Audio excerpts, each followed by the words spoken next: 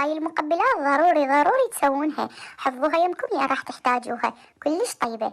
كل اللي نحتاجه جزر، سويته بهاي المبراشة، إذا عندكم انتم مبراشة سووا، وإذا ما عندكم من هاي فسووا بيها أفضل، لأن تطلع لكم الليف اللي بداخل الجزر.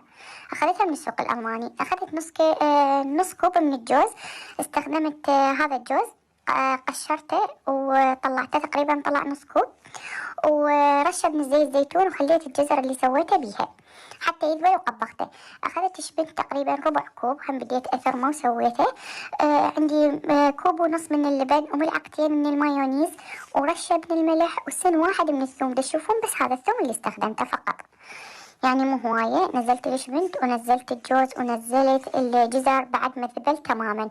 الغاية انه حتى ياكلون الكبار بالعمر والصغار من ذبلت الجزر.